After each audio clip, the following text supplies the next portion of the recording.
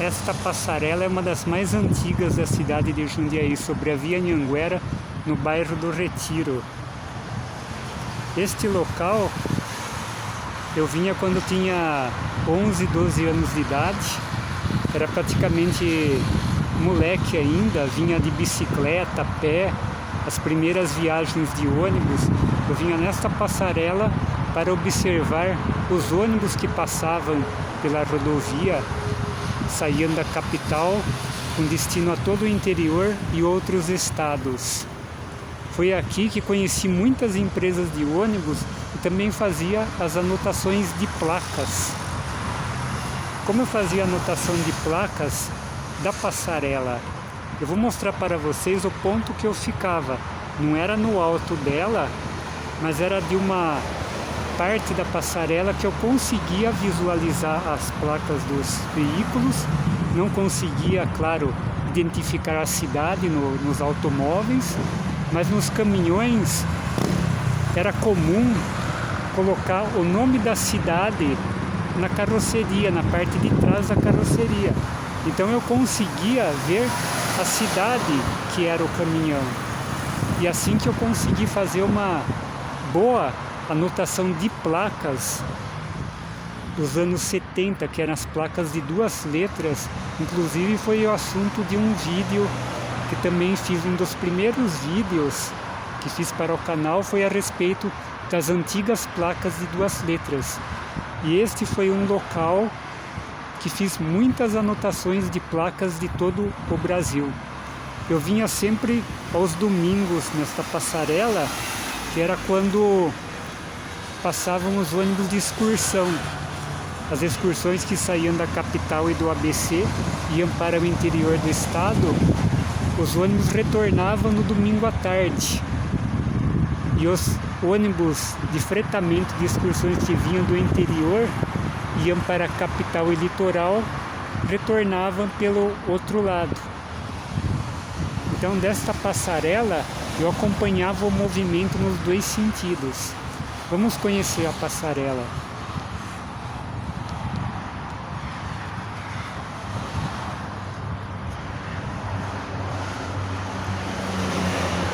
Daquele lado tem um abrigo, um ponto de ônibus. E do lado de cá tem o outro ponto.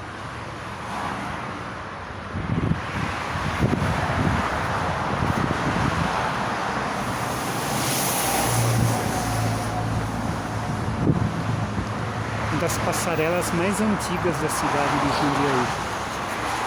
Morava no centro da cidade, vinha a pé, de bicicleta ou de ônibus. Depois mudei para Eloy Chaves, aí eu vinha de ônibus para cá.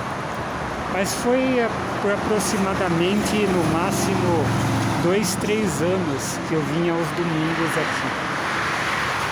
Eu ficava exatamente neste local, anotando as empresas de ônibus e as placas dos caminhões e ônibus. Como vocês podem ver, é uma vista privilegiada.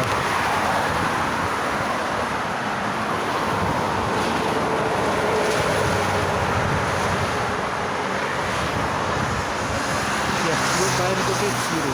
Esse lado da passarela não existia, uma parte nova da passarela.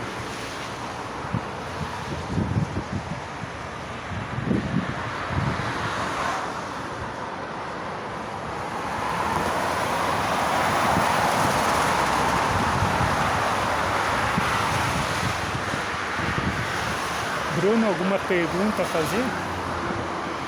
Então, Jorge, como que era o movimento aqui na época?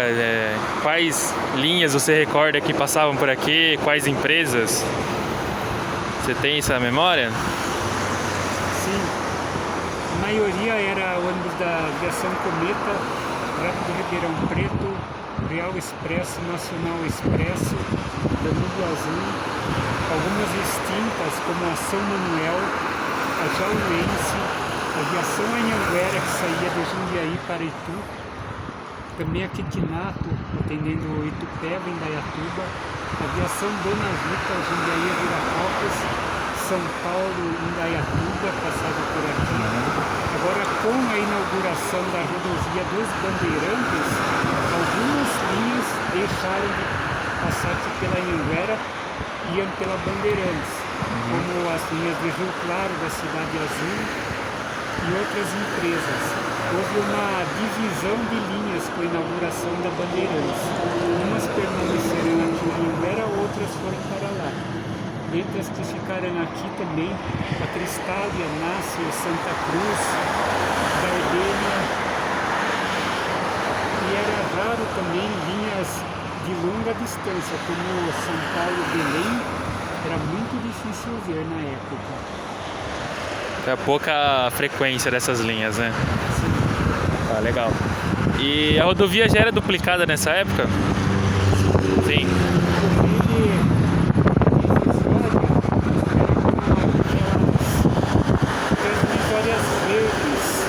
Que os pedestres atravessavam. Aquilo não dava, não impedia o pedestre de atravessar. Eu lembro que aqui na Dom Gabriel, aqui próximo, ainda há uns 10 anos atrás ainda existiam algumas dessas no trecho inicial dela aqui, próximo ao Trevo de Itu. Ainda tinha esse tipo de divisória verde que você citou. Então, é o que eu lembro. E das linhas urbanas de Jundiaí, você lembra quais linhas passavam por aqui, qual era o itinerário, etc? Sim. Eloy Chaves, Ermida Medeiros e Traviú passavam pela Anhanguera, tanto na ida como na volta. As linhas próximas, como Retiro, pegavam na Marginal. Pela Anhanguera só essas, Eloy Chaves, Ermida Medeiros e Traviú. Bom, que legal. Bacana essa história. Linhas rodoviárias também tinha horário específico, por exemplo, São Paulo-Muzambinho, que era operada pela José Olímpio, passava às 7 da noite. Eu só conseguia visualizar o ônibus, por exemplo, no verão, que ainda estava um pouco claro, então eu tinha medo, era muito pequeno ainda, tinha medo de ficar sozinho e até a noite. Mas no verão eu ficava até 7 horas para ver determinadas linhas que passavam só esse horário, como São Paulo, Muzambinho e pela José Olímpio. A linha de Caconde, pela mesma empresa, ainda passava à tarde. Agora Muzambinho passava à noite. Legal. E você tinha citado que os pontos eles eram exatamente nesses locais que são hoje, dos dois lados da rodovia. Então quer dizer, são só mudou o abrigo. Sim. O abrigo era diferente, mas a localização mesmo, inclusive essa passagem de Goiás, pouca coisa mudou. Que legal. Eu que sou da região aqui. Não tinha. Dava para ver a rodovia até o Trevo X de Cerezão. Que legal. Muito legal. Eu sou daqui da região e esses pontos aqui são bem conhecidos aqui no bairro, né? Mas eu não sabia que eram tão antigos assim, né? Desde essa época aí já existia, né? Pra mim parece algo muito mais recente, né? Muito bom, Jorge. Muito bacana. E a passarela, eu me lembro que o movimento de pedestre também era constante.